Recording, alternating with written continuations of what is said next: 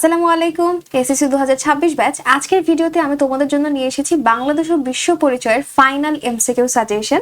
আজকের ভিডিওতে আমি তোমাদেরকে দেখাবো টপ 300 এমসিকিউ, অর্থাৎ এই যে 300টি এমসিকিউ আমি তোমাদেরকে দেখাবো, এই 300টি এমসিকিউ সব হচ্ছে বোর্ড অ্যানালাইসিস করে তৈরি করা হয়েছে এবং যে টেস্ট পরীক্ষায় প্রশ্নগুলো এসেছে বিভিন্ন যে স্কুল কলেজ বা ক্যাডেট কলেজগুলোতে তাদের থেকে এই 300টি এমসিকিউ বাছাই করা হয়েছে। এবং এই 300 এমসিকিউ যদি তুমি পড়ো তাহলে তোমার পরীক্ষায় এমসিকিউতে 30-এ 30 পাওয়াটা কেউ আটকাতে পারবে না। সো কথা না বলে চলো আমরা ঝটপট আমাদের ভিডিওতে চলে যাই। আমি এখানে তোমাদের অধ্যায় ভিত্তিক প্রত্যেকটার আলাদা আলাদা করে এমসিকিউ দিয়েছি, প্রত্যেকটা অধ্যায় থেকে 30টার মতন করে এমসিকিউ দিয়েছি। তাহলে আমাদের প্রথম যে অধ্যায় রয়েছে তা হচ্ছে অধ্যায় 2, বাংলাদেশের স্বাধীনতা। প্রথম প্রশ্ন হচ্ছে অপারেশন সার্চলাইট কি? এটা হচ্ছে গণহত্যা।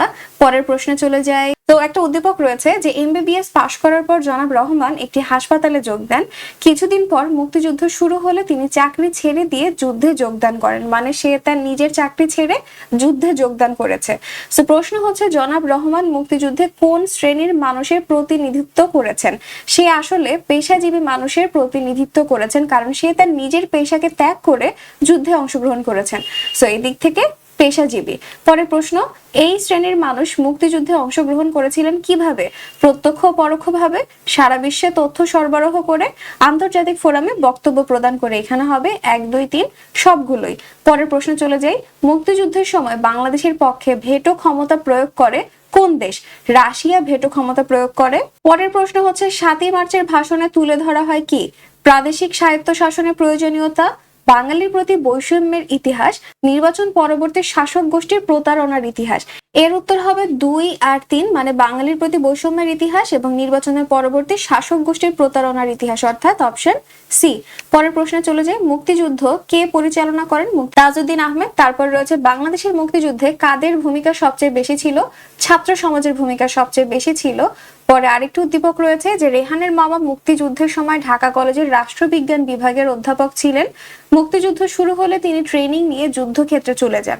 অন্যদিকে পলাশীর মামা মুক্তিযুদ্ধের সময় একটি পত্রিকার সম্পাদক ছিলেন। পাক হানাদার বাহিনী তাকে হত্যা করে। প্রশ্ন হচ্ছে রেহানের মামা মুক্তিযুদ্ধে ভূমিকা রাখেন কি হিসেবে? পেশাজীবী পরিচয়ে ভূমিকা রাখে।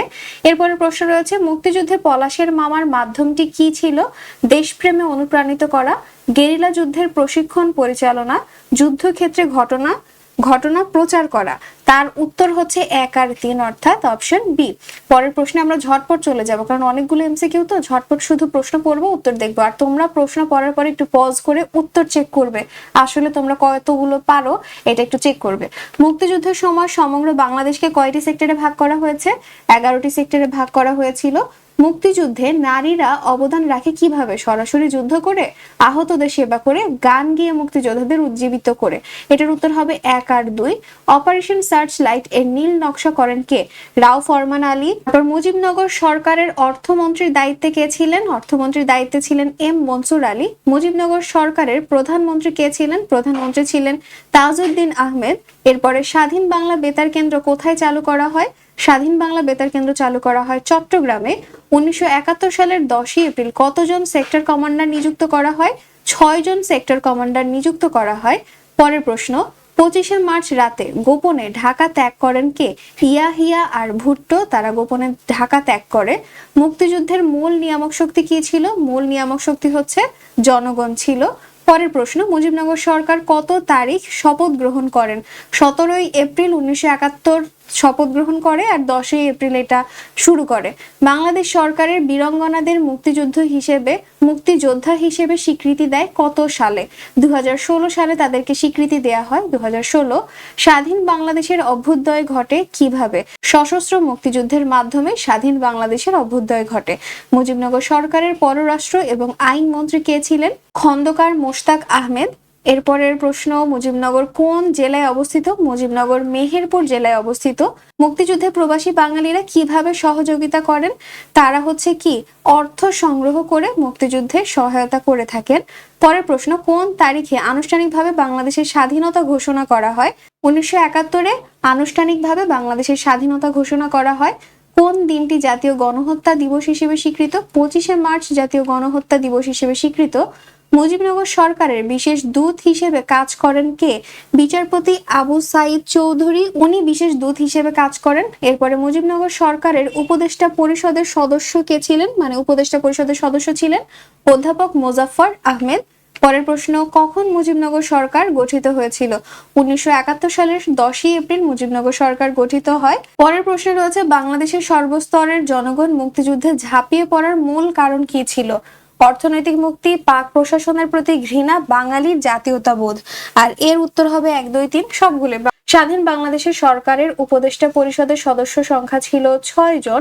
পরের প্রশ্ন, মুজিবনগর সরকারের ত্রাণ ও পুনর্বাসন মন্ত্রী কে ছিলেন? ত্রাণ ও পুনর্বাসন মন্ত্রী হচ্ছেন AHM কামরুজ্জামান। সো আমাদের অধ্যায় 2 এর সকল প্রশ্ন শেষ। এবারে চলে আসবো অধ্যায় 3। অধ্যায় 3 এ আমাদের রয়েছে কি সৌরজগৎ ও ভূমণ্ডল। এই চ্যাপ্টার থেকে অনেকগুলো MCQ আসবে আর এই টাইপের সিকিউ আসতে পারে।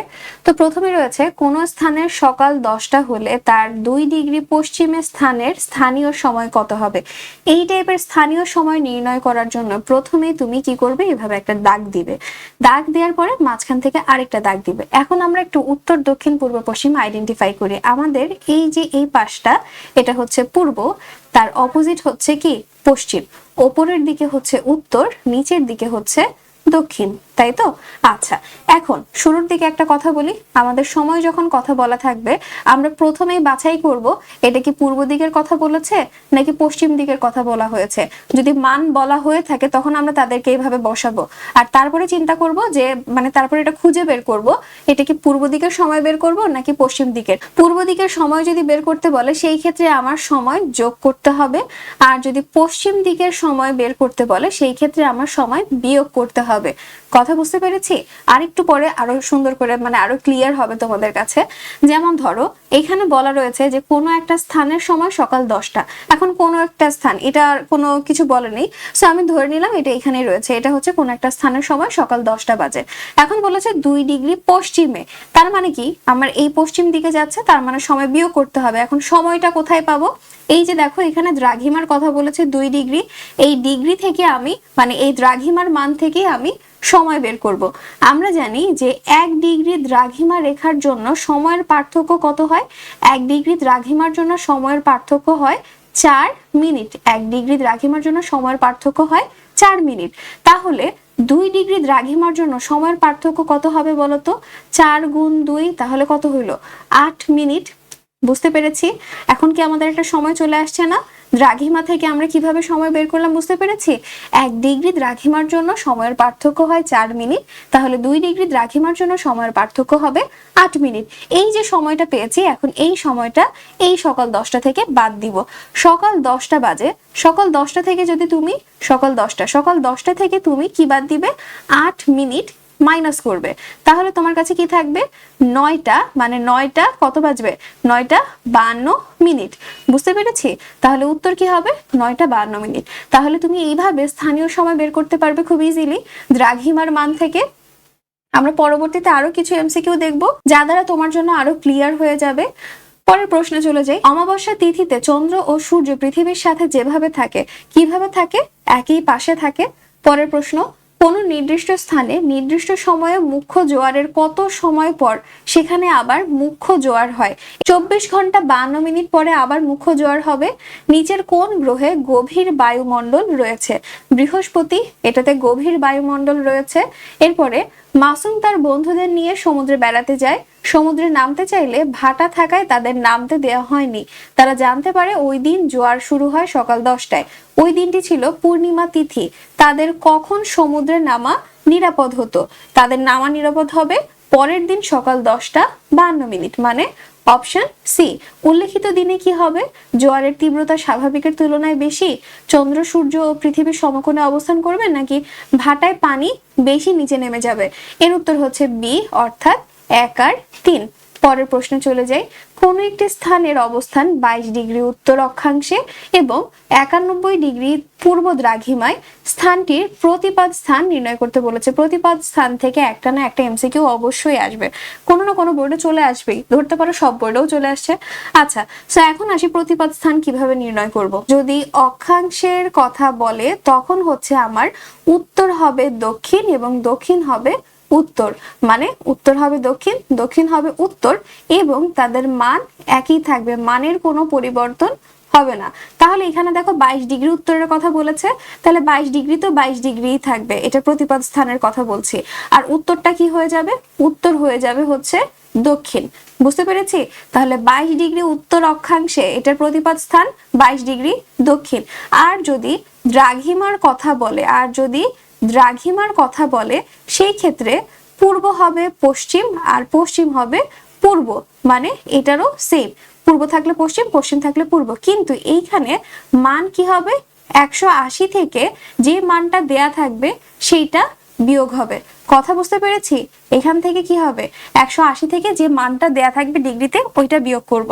তাহলে এখানে দেখো 91 ডিগ্রির কথা বলেছে, 91 ডিগ্রি তাইলে কি করব? 180 বিয়োগ 91 ডিগ্রি, তাহলে উত্তর কি হবে? 89 ডিগ্রি, আর পূর্বটা হয়ে যাবে কি? পশ্চিম। তাহলে এটার প্রতিপাদ স্থান কি হবে? 26 ডিগ্রি উত্তরের প্রতিপাদ স্থান হচ্ছে 26 ডিগ্রি দক্ষিণ, আর 91 ডিগ্রি পূর্ব দ্রাঘিমায় এটার প্রতিপাদ স্থান হবে, আর এখানে হবে কি? 89 ডিগ্রি পশ্চিম। তাহলে এটা আমার কোথায়, কোন অপশনে দেয়া রয়েছে? দেখো, 26 ডিগ্রি দক্ষিণ, 89 ডিগ্রি পশ্চিম। প্রতিপাদ স্থান আশা করছি বুঝতে পেরেছো। অক্ষাংশে থাকলে উত্তর হবে দক্ষিণ, দক্ষিণ হবে উত্তর, মান হবে একই।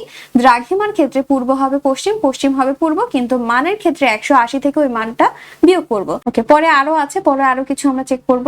পরে রয়েছে কি? সি ভৌগোলিক রেখাটি ঢাকা শহরের উপর দিয়ে উত্তর থেকে দক্ষিণে কল্পনা করা হয়েছে। ধরো এটা হচ্ছে কি এইভাবে, উত্তর থেকে দক্ষিণ এইভাবে কল্পনা করা হয়েছে। এই সি রেখার নাম কি? উত্তর থেকে দক্ষিণের দিকে যে কাল্পনিক রেখা চিন্তা করা হয় এটা কি বলতো? এটা হচ্ছে দ্রাঘিমা রেখা।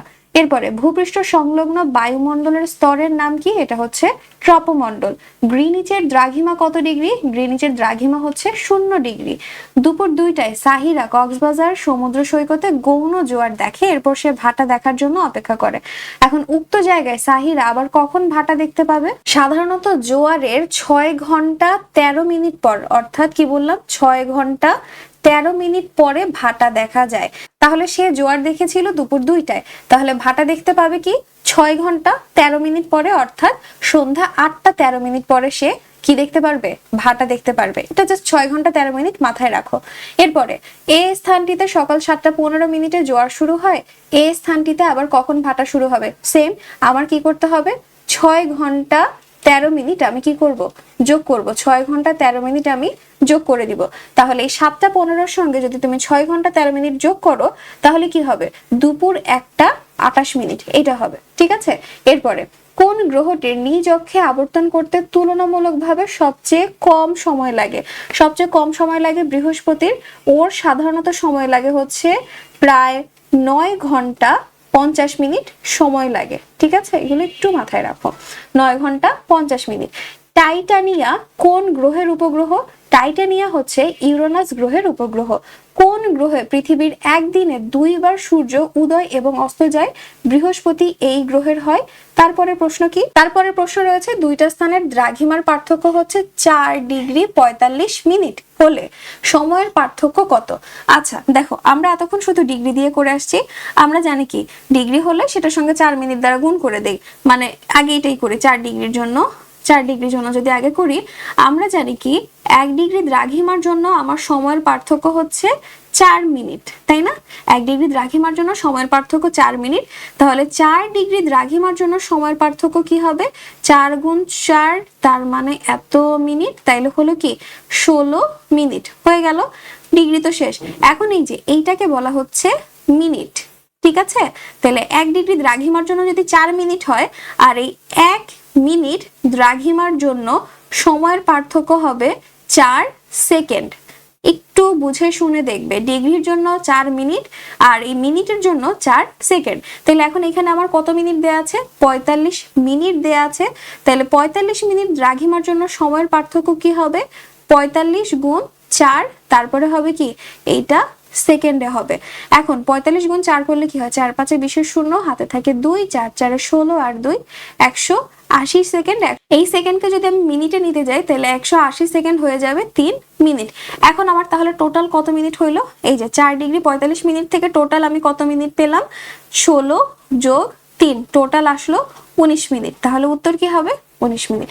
কিভাবে বের করলাম বুঝতে পেরেছি, একদম ইজি। পরের প্রশ্ন চলে যায়। পরে রয়েছে কি, দেখো এখানে স্থান রয়েছে, অক্ষাংশ রয়েছে, দ্রাঘিমাংশ, তারিখ রয়েছে। এক্স এর প্রতিপাদ স্থান বের করতে বলেছে। এক্স হচ্ছে এইটা 45 ডিগ্রি দক্ষিণ, 80 ডিগ্রি পূর্ব।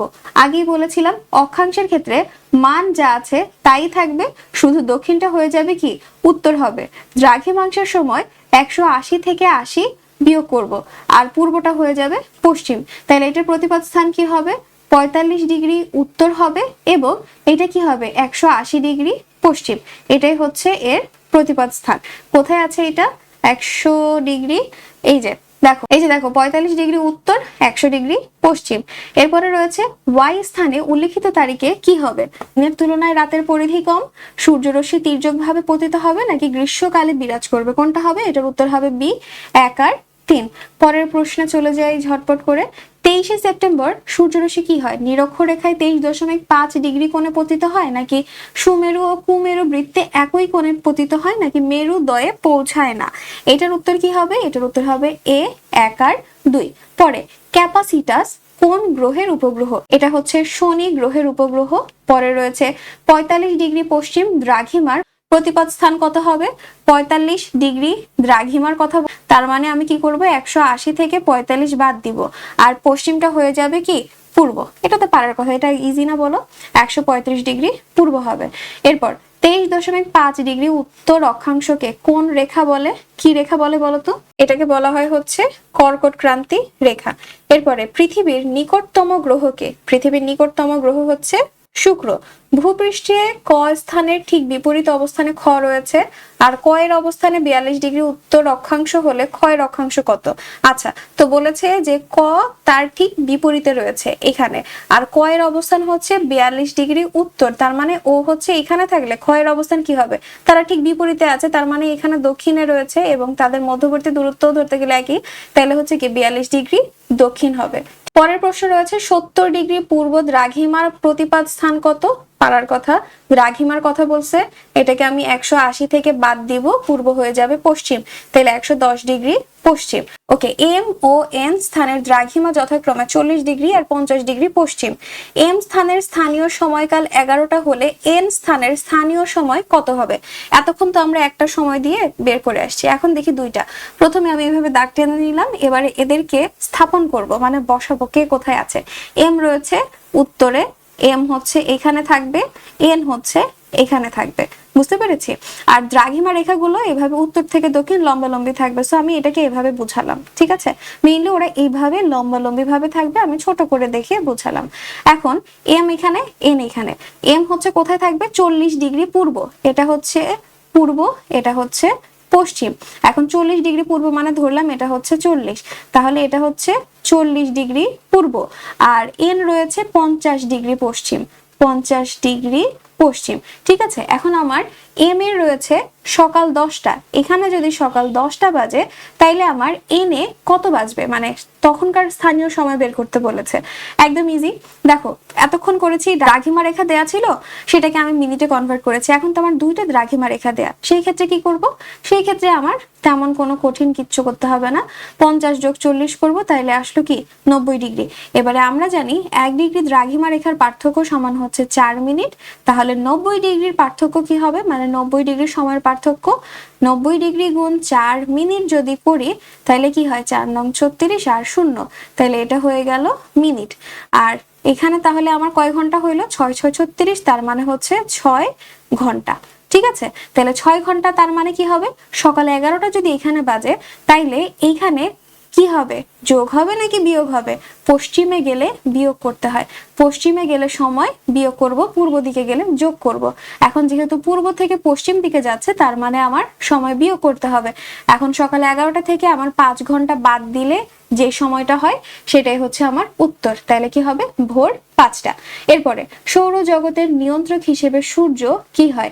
গ্যাসীয় পদার্থ দ্বারা গঠিত এবং আণবিক শক্তি সৃষ্টির প্রক্রিয়ায় শক্তি তৈরি করে। এটার উত্তর হবে 1 আর 2 অর্থাৎ এ। কোন গ্রহের উপরিভাগে গিরিখাত এবং আগ্নেয়গিরি রয়েছে? এটার উত্তর হবে সি, মঙ্গল। মঙ্গল গ্রহে জীবন ধারণ অসম্ভব কেন? পানির পরিমাণ খুবই কম, গড় উত্তাপ হিমাঙ্কের অনেক নিচে। সো উত্তর হচ্ছে এ, 1 আর 2। পরে রয়েছে মিরিন্ডা কোন গ্রহের উপগ্রহ? মিরিন্ডা হচ্ছে ইউরেনাস গ্রহের উপগ্রহ। নীলাভ বর্ণের গ্রহ কোনটি?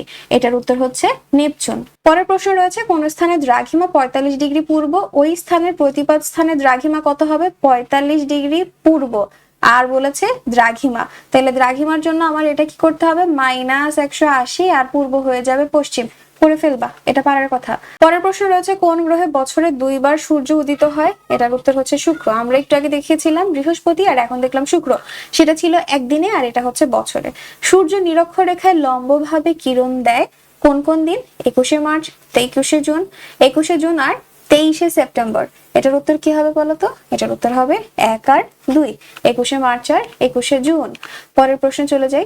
নিরক্ষরেখা কল্পনা করা হয়েছে 2 মেরু থেকে সমান দূরত্বে, পূর্ব পশ্চিমে বেষ্টন করে, উত্তর দক্ষিণে বেষ্টন করে। আর এটার উত্তর হবে এ, 1 আর 2। পরে বায়ুমণ্ডলে ওজোন গ্যাসের স্তরের গভীরতা কত? এটার হচ্ছে 12 থেকে 16। নিরক্ষরেখা থেকে প্রত্যেক মেরুর কৌণিক দূরত্ব কত হবে? নিরক্ষরেখা থেকে প্রত্যেক মেরুর কৌণিক দূরত্ব 90 ডিগ্রি। পৃথিবী তার কক্ষপথে পরিভ্রমণকালে 22শে ডিসেম্বর পৃথিবীর অবস্থা কেমন হবে? পৃথিবীর সর্বত্র দিনরাত সমান, দক্ষিণ গোলার্ধে বড়দিন রাত ছোট, সূর্য মকর ক্রান্তির ওপর লম্বভাবে কিরণ দিবে। এটার উত্তর কি হবে? 2 আর 3 অর্থাৎ অপশন সি, এটা উত্তর। পরের প্রশ্ন কোন তারিখে পৃথিবীর সর্বত্র দিবারাত্রি সমান হয়? কোন তারিখ বলতো? একদম ইজি, এটা হচ্ছে 23শে সেপ্টেম্বর দিবারাত্রি সমান হয়। ভূ অভ্যন্তরের গঠন উপাদানের ভিত্তিতে কেন্দ্রমণ্ডল কি নামে পরিচিত? অষ্টমী তিথিতে চন্দ্র সূর্য পৃথিবীর সাথে কত ডিগ্রি কোণ করে থাকে? 90 ডিগ্রি কোণ করে থাকে। পরের প্রশ্ন 60 ডিগ্রি পশ্চিম দ্রাঘিমায় অবস্থিত স্থানের প্রতিপাদ স্থানে দ্রাঘিমা কত হবে? সেম, পারবে, বলবো না, এটা কমেন্ট সেকশনে বলে দিবে উত্তরটা। এরপরে কোনটি বৃহস্পতির উপগ্রহ? বৃহস্পতির উপগ্রহ হচ্ছে গ্যানিমেড। বৃহস্পতির উপগ্রহ হচ্ছে গ্যানিমেড। এরপরে বাংলাদেশের সবচেয়ে বড় রাত কবে হয়? 22শে ডিসেম্বর। শনির বায়ুমণ্ডলে কোন গ্যাসগুলোর মিশ্রণ রয়েছে? নাইট্রোজেন এবং হিলিয়াম।